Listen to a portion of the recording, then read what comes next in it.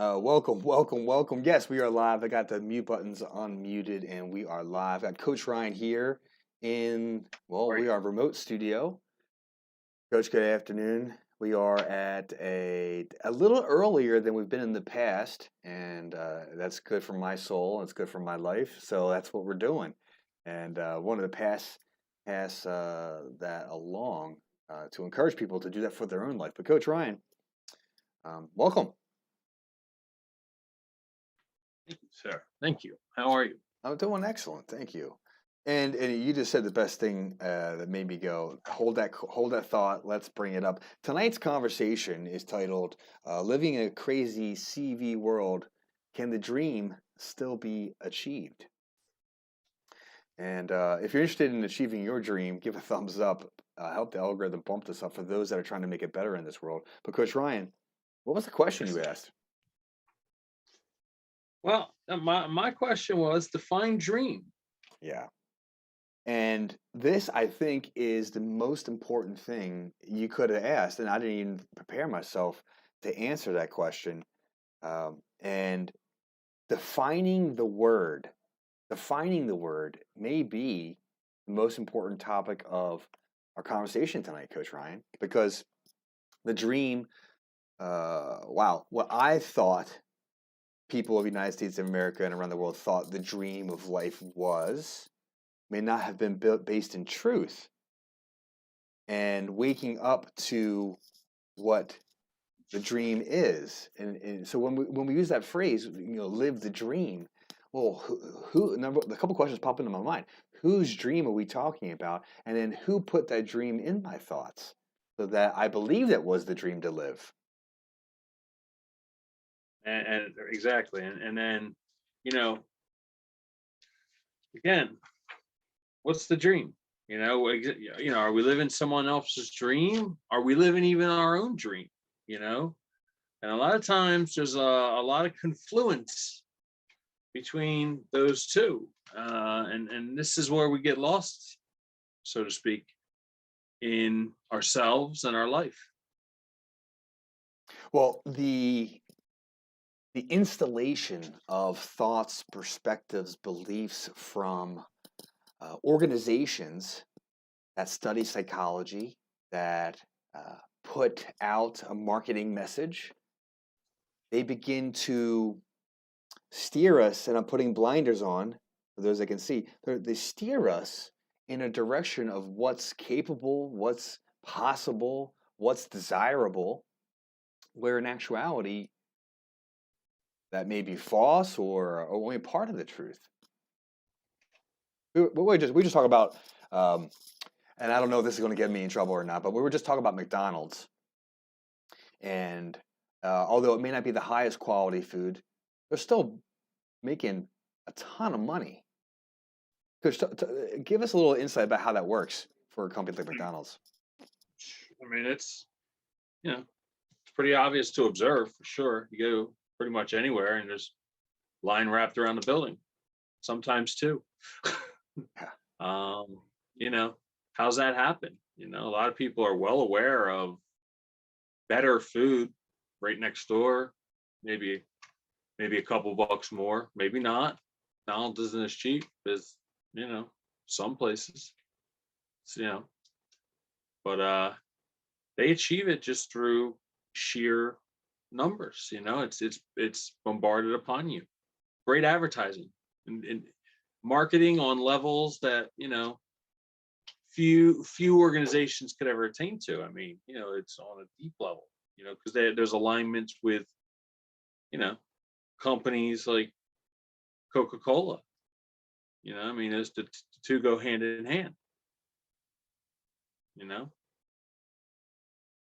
So and the constant reminders. I mean, I've probably seen, and this is conservative, 10,000 McDonald's commercials, uh, fifty you've thousand probably McDonald's seen commercials. you've probably seen nearly 10,000 McDonald's I probably as a result and an effect of the whole thing. Uh, you know,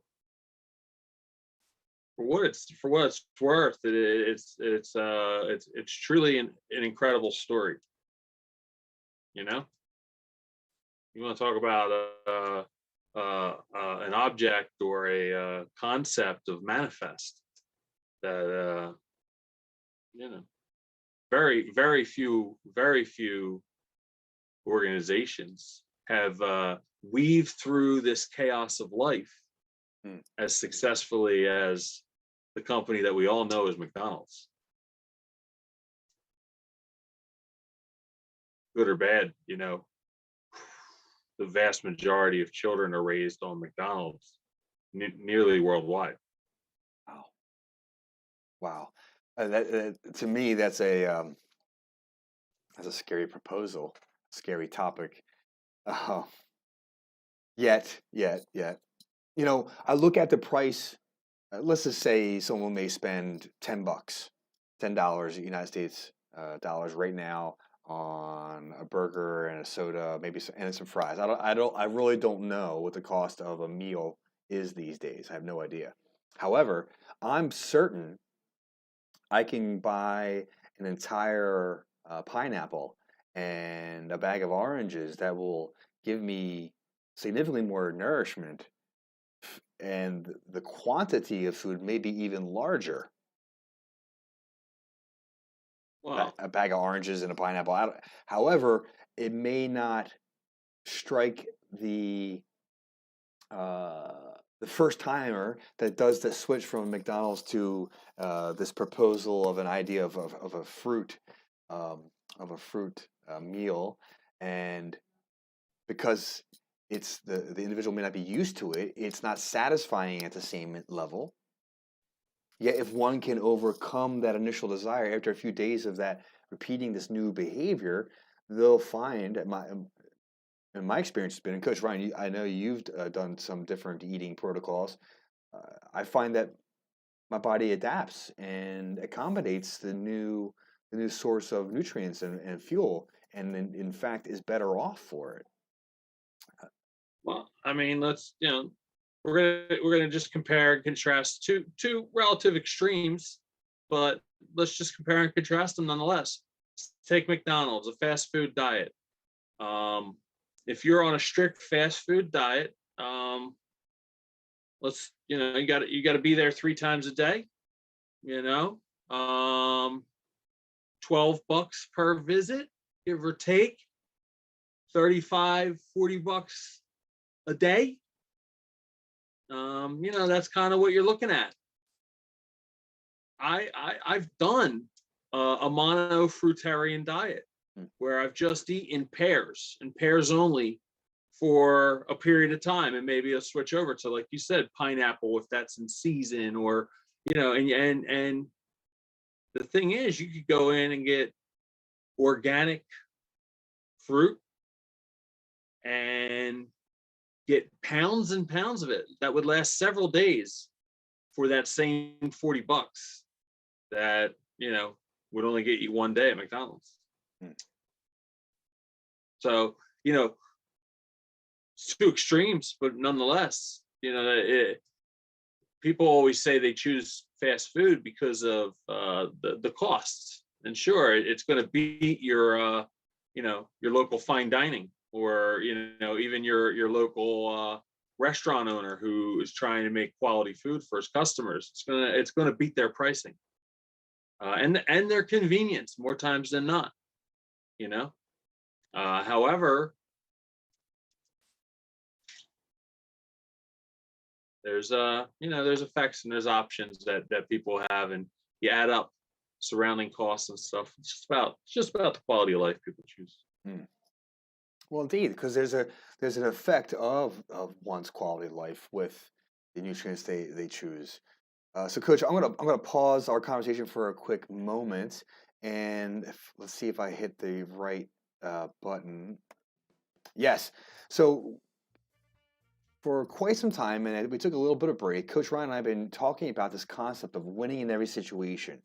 And this is about the game of the mind. Now, we're not the first people to talk about this. However, we have some unique insights that we've packaged together and we call energetic remapping, reality renovation, and achievement alignment.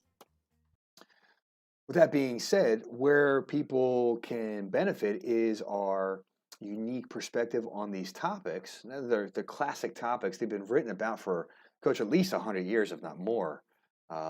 With that being said, we've packaged the material into the Mindset Matters Mastermind, but we also have a lot of complement and associated material to help bring awareness to areas of the mind and how to use energy, frequencies, and vibrations that it is the physical body to improve one's quality of life. And of course, we have other topics that are ranging around different programs that I have. And this is all I have up for the audience, Coach, is the members, the private members area with different courses and access to different things that I've written and created, and the things that, of course, all the work that we've been doing the past few years. And people can get access to that by going to either the links that are scrolling down on the bottom, drkeving.com, or visionlivingmindset.com. And Coach Ryan and I are both independent providers. We do our work and we help people navigate life. And Coach Ryan has different expertise than I do. Coach Ryan, I've been really excited about and happy to be a part of what we've been doing and sharing with the power that's inherent in the people, which is, as I know that you share every time I hear you talk about it, is it's our state constitution, which, you know, who was taught how to interpret and look at our state constitution when it comes to civics class back in the day, or social studies back in the day, or just being a good human being kind of class. I don't think we had those things when I was in school. I'm pretty sure every person we've met in our workshops, that hasn't been the case. No one has been taught this stuff. Well, and listen, the fact of the matter is, no one's taught that stuff because no one's done this stuff. This is the first time in human history that people have actually come together and stood on the power of law that they, we have been decreed all power by God. Straight up. And that is just how it is. But people have never come together to redress their grievances with government. I mean, the last time it happened was pretty much the American Revolution. And we don't have to be that violent necessarily. We can come together civilly and lawfully and stand by our power by God. To redress our grievances with government, we just need to stand to our constitutional fundamental principles. Our U.S. constitutional, our First Amendment, freedom of speech, freedom to assemble, all power being retained by we the people. And then, your particular state, your state constitutions are typically far more graphic, so to speak, in the description of your rights and in the limitations of your government. It's the beauty of how our constitutional republic was set up in this country, and far too many people, they think we live in a democracy, but a democracy is where you vote for your rulers. And in a constitutional republic, you have no rulers, only God. And you write the rules for the people you elect to govern you. It's very different, very, very different. In our state constitution here in New Jersey, if you're going to redress grievance with government, you want to stand by the fact that, we the people agreed to the New Jersey state constitution. And that constitution governs the governed, which is our elected officials. They're our employees.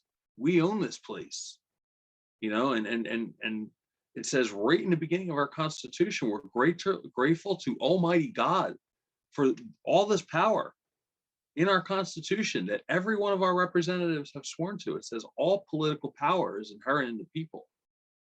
We have freedom of worship, freedom of speech, freedom to assemble with one another. And our elections, they can be changed by laws. All these questions we can propose and vote on by the people. It takes people coming together and making these actions and doing this. Mm. So I feel like this is bringing us back to where we started with the concept of living the dream.